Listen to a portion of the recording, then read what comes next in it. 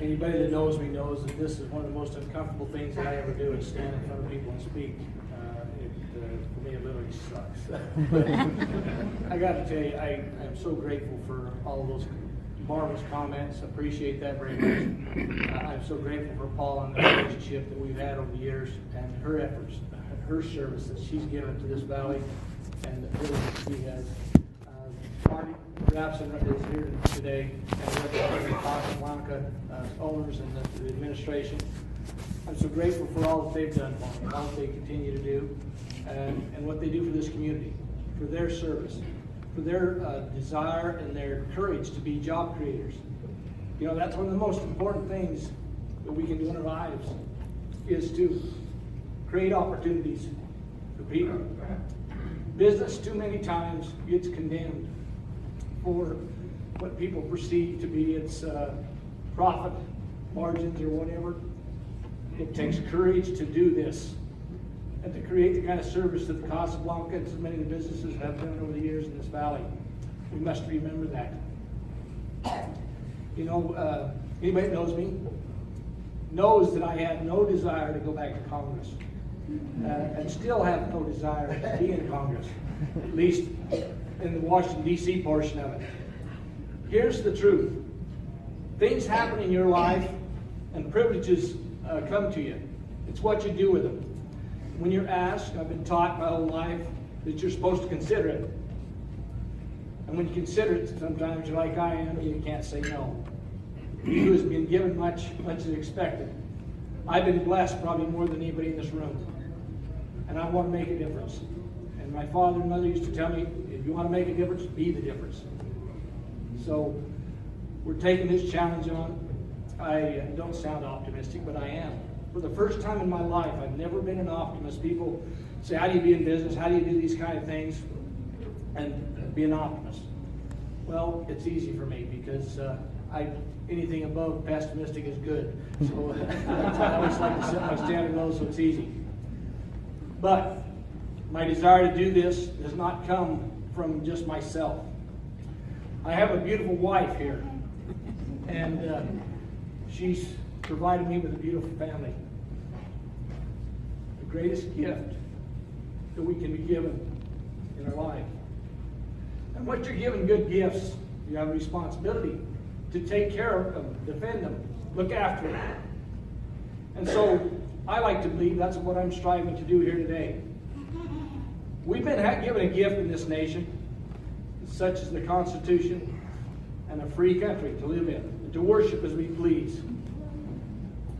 And you know, if we don't put our heads up out of the sand and start moving forward, and I'm grateful for your service to be here today, because it takes time out of your schedule. And you're taking the time to find out who in the heck Crescent Hardy is. And those that support me, I'm so grateful for that privilege that you're here. Those that don't know me, you're here to study and ponder and decide who you're going to represent, who you want the representative to be. I think I'm that person, but you get to determine that. But once you've decided, you don't have just an obligation to come and get your own self-ideals. You need to share them with those that have been a little less forthright and energetic about it, so they understand. You know, we're given the privilege to vote, but it's not a privilege if you don't study and you just go push a button without educating yourself on what you're doing. For years and years, the most important person in my life that I believe you should elect is your judges. It makes a difference in the direction this country's going, and your community's going, and your state's going, and your county's going.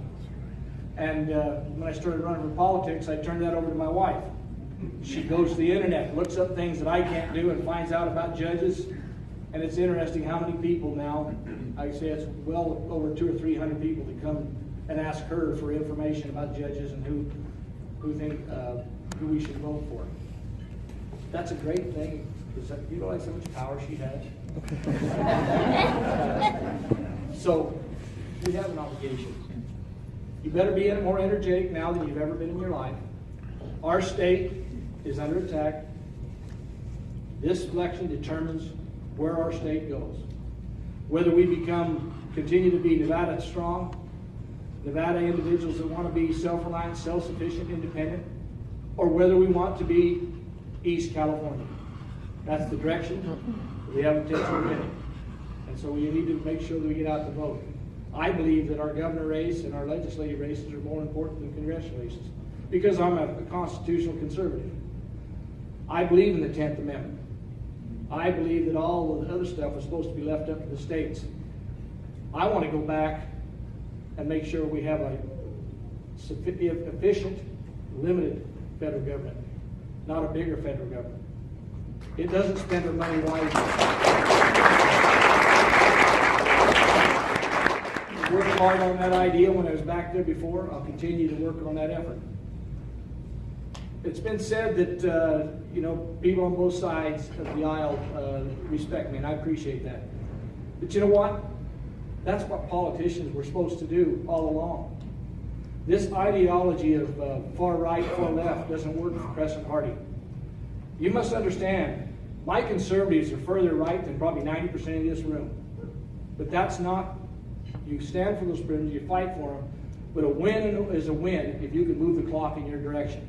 I believe that sometimes we have to come together to turn this fallacy, this problem, challenge we have in our federal government around.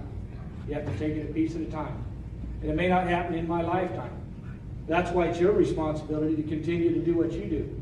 Never believe that it's not your privilege to serve yourself in some way, shape, or form. You know, I've served on the water district here in this valley. I've served on the city council.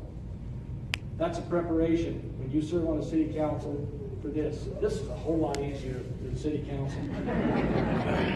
I'm serious. Think about it. This is your friends attacking you, your neighbors. So you can say what you want. That's a tough thing to do with your own friends and neighbors beat you up over your opinions and views. But we're never supposed to take it personal. Politics is not personal, folks. It should be an opinion. Try to come together. And one of the greatest gifts God's given me is I'm not the best communicator, but I believe without a shadow of a doubt I am the best listener in this room. Because I believe it's my obligation to have my views and opinions and a right to have those, but it's my obligation to listen to another person. And if we don't listen to one another, we can't continue to learn. We can't continue to grow. And I've found so many times when I think that I'm right, maybe I'm just a little bit off. That's not a bad thing. I like learning as I grow. I don't know why the hell I'm so emotional today.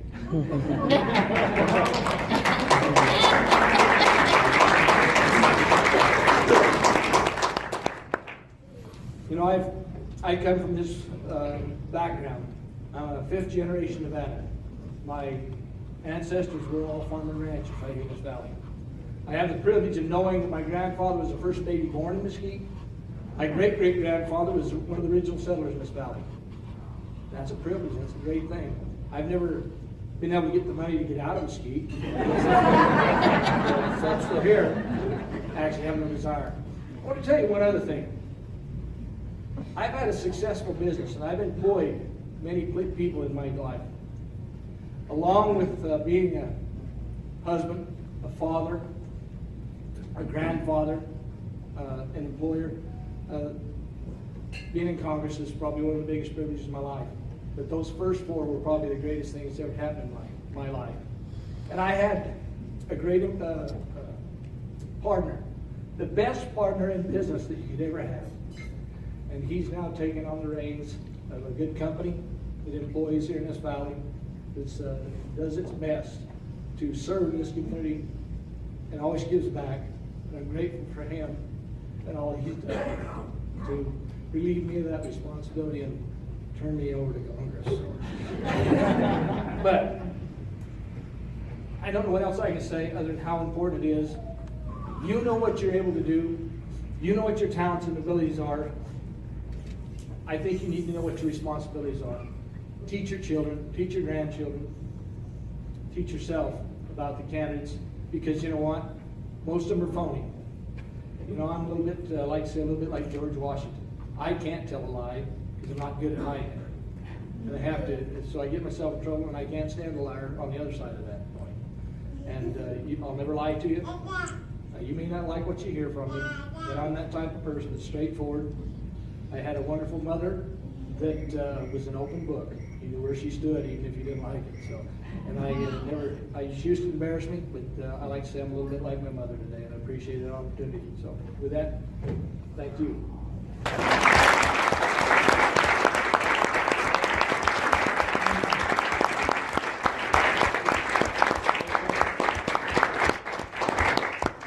Let's take one. Come on, somebody. Let's have 3 or 4 questions. He doesn't like me asking questions. He knows I'm a ticking time bomb. Go ahead. Somebody got a question? I have. Yes, sir.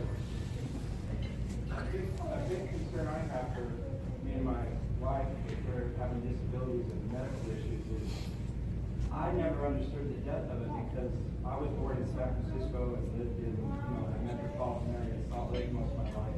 This is my first experience in living what you might consider a rural area, and I love it. But one of the main concerns, the frustrations I have is we have a lot of problems with rural health care and access on rural health care. We have to go to Las Vegas for even the most minor things, and sometimes the government pays for an $800 taxi ride, which is like the most inconvenient way to go about it. And as a taxpayer, it just kind of really bothers me. There's got to be more efficient ways to do it, and there's got to be better access. I was wondering what your response to that. You know, when I was in Congress, I actually tried to introduce a bipartisan bill. Sewell from Alabama and I got together and worked on a rural health care issue.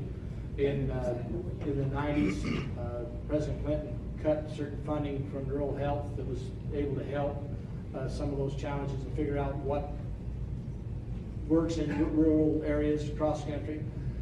In 2015, 71% of the rural hospitals across the nation had closed. That's thanks to Obamacare, sorry, but it's one of those challenges you have.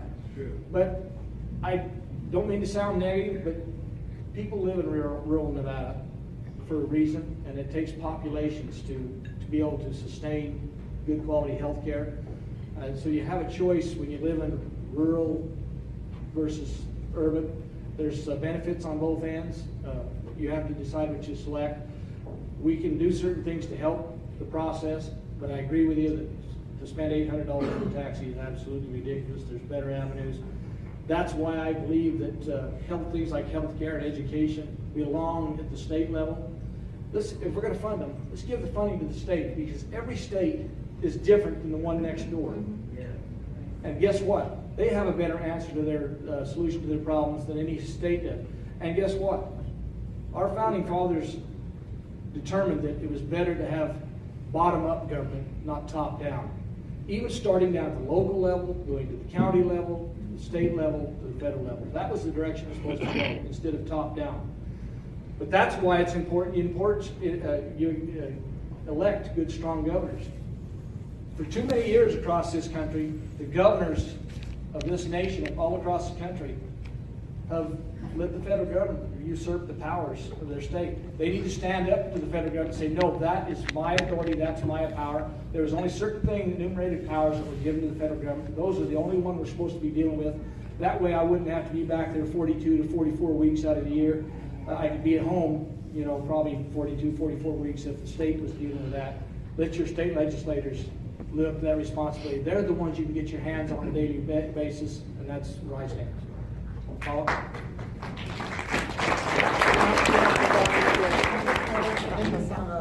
a funny note, one of the things is, many of you don't know, but when the president first became congressman, he didn't move to Washington. He was one of the first that didn't. Everybody else moved, you know that. He came home every weekend on his own dime, and he had a roommate by the name of Mark Amadei, who is the 2nd District, Congressional District representative, Republican representative.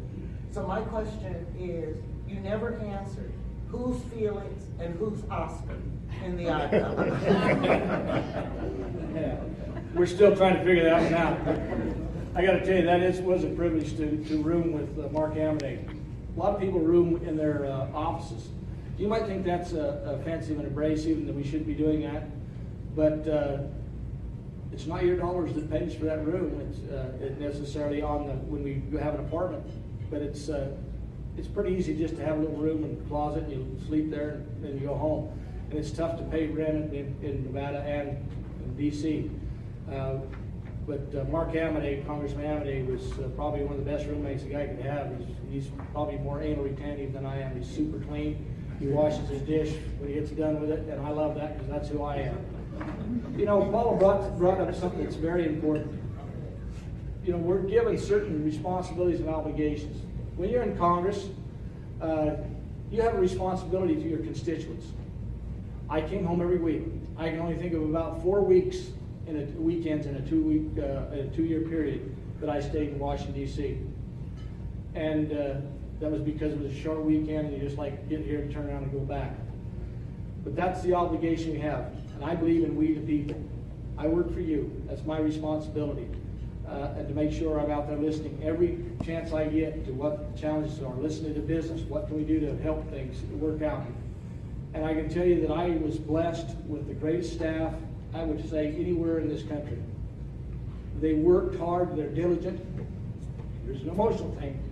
Before I decided to do this, I engaged with every one of those individuals. They moved on in their lives. They're making big dollars at other companies, working for Boy Group and other places like that, paying big dollars. They don't make a lot of money. You know, not one of them said they wouldn't come back to work for me. That's a gift.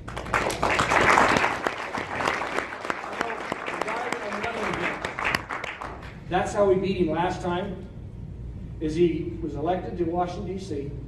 He never came home. He moved his family to D.C., to Virginia, and then he stayed there.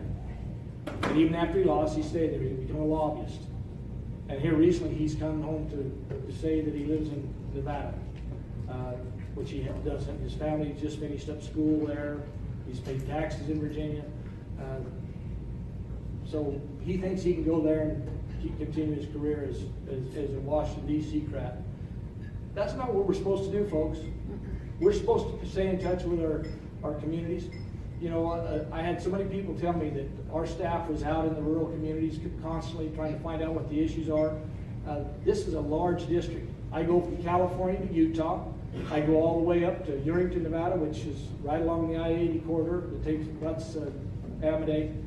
That's our responsibility to make sure we get out to all of them. How many of you have ever been to Gads, Nevada? Thank you, Mr. Chairman. Charles Hurley back there. We even got a guy from West Virginia back there.